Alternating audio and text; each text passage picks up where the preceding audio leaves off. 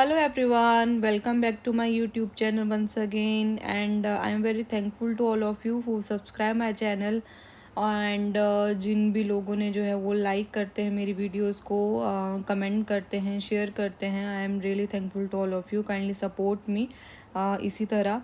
And आज का जो वीडियो है वो रहेगा बेसिकली एम्स बिलासपुर से. ये एडवर्टाइजमेंट है, all India institute of medical sciences, district Bilaspur, Himachal Pradesh.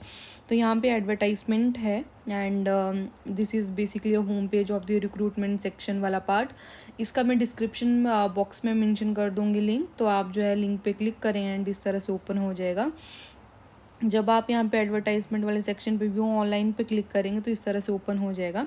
तो ये है एडवर्टाइजमेंट यहाँ पे. एंड यहाँ पे जो डेपुटेशन बेसिस पे जो है ये पोस्ट रहेगा. तो यहाँ पे पोस्ट है सीनियर अकाउंट्स ऑफिसर का.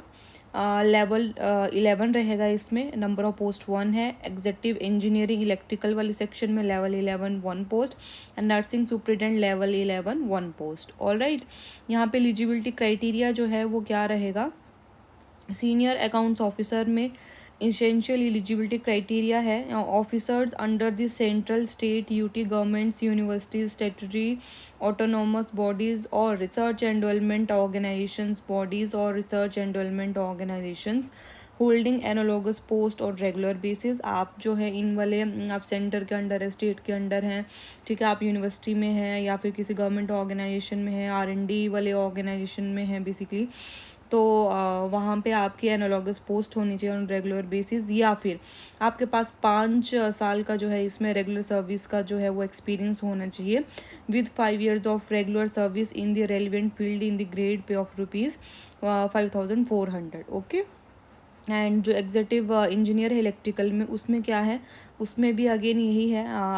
इधर आपके पास अभी एनालॉगस पोस्ट होनी चाहिए ऑन रेगुलर बेसिस, ठीक है, आप किसी ऑर्गेनाइजेशन में काम करते होने चाहिए, या फिर आपके पास जो है assistant engineering electrical with 5 years regular service with in the grade pay of ₹5,400, या फिर junior engineer electric with 7 years regular service in the grade pay of 4,600. तो यहाँ पे ये है, आप तो किसी ऑर्गेनाइजेशन में काम भी होना चाहिए और एनालॉगस पोस्ट पे होना चाहिए. अगर एनालॉगस पोस्ट पे नहीं है तो इसमें एक्सपीरियंस होना चाहिए. नर्सिंग सुपरिटेंडेंट का जो है इसमें एनालॉगस पोस्ट का यही है, या फिर आपका deputy assistant nursing superintendent with 5 years regular service in the grade pay of 5,400. Maximum age limit जो है कैंडिडेट की to apply for the post, तो ये 56 years है on the last date of receipt 1/10 basically 1 अक्टूबर 2025. एंड यहाँ पे यही है. यहाँ पे आप जो है फ़ोटो अटेस्टेड फ़ोटो कॉपी जो है वो आपके वहाँ से आनी चाहिए, ठीक है. तो इस तरह से रहेगा, आप एक बार गो थ्रू कर सकते हैं. एंड हाउ टू अप्लाई, आपको क्या करना है, स्पीड पोस्ट करना है basically. The envelope containing the application and document should be superscribed as application for the post of.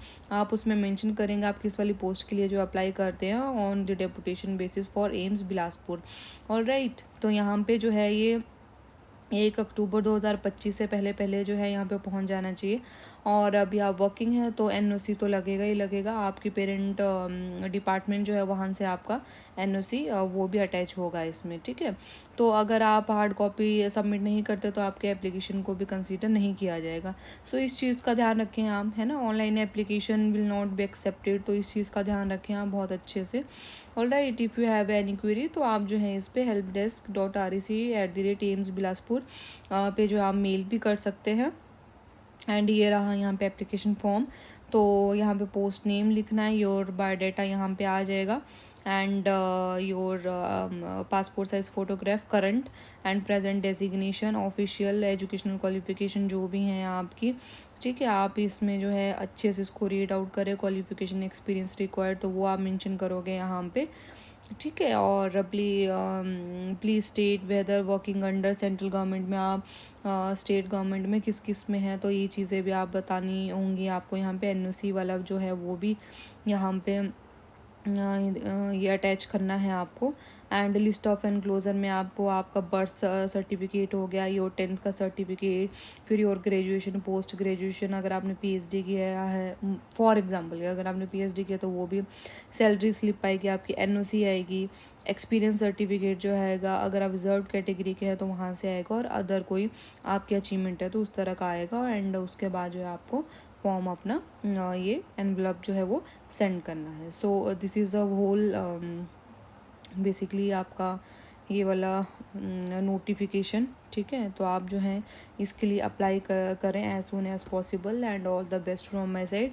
अगर आपको फिर भी कोई क्वेरी, आप कमेंट बॉक्स सेक्शन पे मेंशन करें अपनी क्वेरी को, कि आपको कुछ चीज़ समझ में आ रही है या फिर नहीं आई नहीं है, या फिर कोई किसी भी तरह की कोई टेक्निकल एरर है। So thank you so much everyone, please subscribe my channel, है ना। आप इसी तरह मुझे सपोर्ट कर सकते हैं। आप मेरे चैनल को सब्सक्राइब करें, मेरी वीडियोस को आप ज़रूर लाइक करें, है ना, लाइक करें, कमेंट करें, शेयर करें मेरी वीडियोस को, ताकि जो अभी जॉब सर्च कर रहे हैं या फिर जो अभी मूव ऑन होना चाहते हैं अपने हायर ग्रेड पे, तो वो हो सके। तो thank you so much everyone, thanks a lot.